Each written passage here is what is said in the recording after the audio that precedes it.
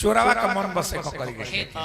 ठीक बा हम कोईरी है तो कहत रहे जे हजाम के थोड़े फायदा बा इधरी कोईरी के ढेर फायदा बा ए भाई तो कोईरी करता कोड़ता खानता रोपता बिया डालता आई तो तन के सा लगा दे समूह में कहत रहे 120 को भइल दा ये बाबू कल तक कुछ हो नहीं कर लगाओ पानी खाली छिड़क के लागत तरह से मोल ले आ कहत रहे 150 भइल एगो काला बा जो नहीं शॉट मार देले सही नते बरे नाचे कूदा वाला आदमी के सोझा खड़ा होके गावे वाला के का महत्व बा का उदे दाढ़ी गोल बड़ा लगे दाढ़ी गाई एगो हमारा मेहरारू पे चुप जिलो कॉल बड़ा हमार मेहरारू कपड़ा खोल के तेरे दोनों टंगरिया उठा देले रहे अच्छा सुहाग रात में तो मर्द मेहरारू छोड़ के दूसरा के ना रहेला ना मर्दे मेहरारू रहेला हम अपना मौगी संग में सुहाग रात मनावत रहने आ तू जा ओ में ना ना ना इहो रहे इहो अपन कपड़ा बेचारा उठा के हमने के हेतरे उठाओ नहीं जा आई हेतरे निहुरा रहे ई कहे जे ब्याज ओ में ना है ओ में ना ओ में ना ओ में ना आज जाई रे ए तोरा कोहिनी के गोड़ लागे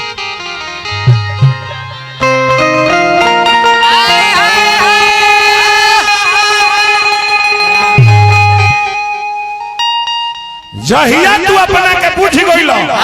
कि हम प्रयास हैं तो तू कुछ ना हो कुछ ना आई आई रमाकांत चौबे आई बैठे बैठे महाराज कुर्सी पे बैठो कुर्सी बैठे बैठे चौपल है अच्छा गौने है ठीक गौने है जौन इनका बुझाई तो अच्छा चले है देखो हम तारा जात के बारे में ना हम तारा के कोल रहनी हम कोने कि तू लगनी आदमी हो मतलब हमने के गायक हो जा व्यास हो जा अब तो अपना के जात बोले अब देखें हमने का जानते हैं कौन जाते अच्छा माने अच्छा ये अच्छा हमने के देखी चोरावा का मन बसे को करी गई ठीक बा हम कोईरी है तो कहत रहे जे हजाम के थोड़े फायदा बा इधरी कोईरी के ढेर फायदा बा ए भाई तो कोईरी करता कोड़ता खानता रोपता बिया डालता आई तो तन के सा लगा दे समूह में कहत रहे 120 को भइल दा ये बाबू कल तक कुछ हो नहीं कर लगाओ पानी खाली छिड़क के लागत तरह से मोल ले आ कहत रहे 150 भइल एगो काला बा जो नहीं शॉट मार देले सही तनी फास्ट मार बा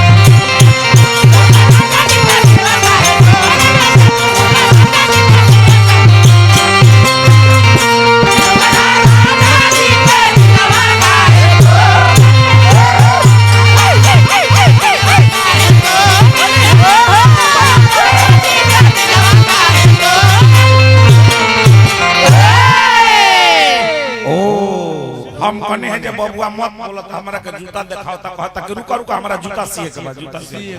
अपने से चिन्हा गई दुकान बतोरा नु हां भाई दुकान बड़ी सा कोई गो अच्छा गौने हमरा देहाती जी अच्छा गौने हमार नचनिया के कहत रहे जे बेताला बिया बेसुरा बिया हां बेताला है ये बेसुरा है ये तू छोटे पले नचावे स्टार्ट कइले बड़ा तनी खड़ा होता था मुखिया जी बात ई बाजे देखी हमने के किसान आदमी जी हमने के द्वार पर ऐसने गाय भैंस राखी ले जाए पाभर कमे दूध दे लेकिन सिंह माथ के निमन हो कौनो मेला में बेचा जाई मझवारियो मेला में बेचा जाई चौसो मेला में बेचा जाई आ हेकरा के ले जाकर रानी सकर कटवावे के एकर ना धान बुझाता ना बाट बुझाता उ गमछी लपेट के अल्लाहना में हुर ले लिया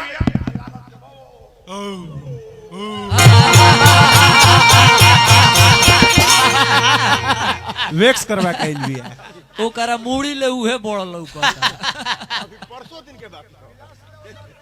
चूचो में ले बड़ा आ होई है झाल बजावेला हमर नचनिया के मुंह देखता कहता जे एकर मुंहवा देखला बुझाता जे कंडोम के डिब्बा आ ओकर नचनिया के मुंह बार बुझाता कि झांटी ई है तने हेन तक एकर पेंट यदि छोड़ा दिए एकर पेंट एकर मुंह में के पेंट बुझाई नहीं कि भाटा पके ईटा ढोए ले ई त पेंट पर खाली बिया ई है को हाली मुंह मुंह ने एकर मुंह तकला बुझाता जब बकरी खेणी गिरौले दिया अरे तइयो गिरौले दिया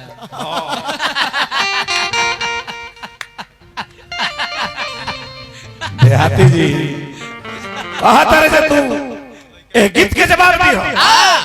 अरे तो ब्यास में गायक में अंतर होला हम ब्यास हैं हम भागवत जाने ले हम संस्कृत जाने ले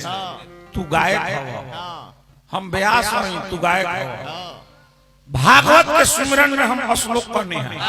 भागवत के श्लोक करने हैं एगो दुगो ना तीन चार गो करने हैं एक हो श्लोक के तनी जवाब दे दल रहते ब्यास हो तो श्रीमद् भागवत गीता में 18 अध्याय कौनो अध्याय के एक हो तनी श्लोक तनी सुना दे का बतारे जे भाई लोग कहिया तना सियान हो बुझाता कि और बात ई बाजे सोझे पैदा ले ले सोझे बेचारा एडमिशन करौले से नाम लिखौले से कब सियान हो गेली सब मान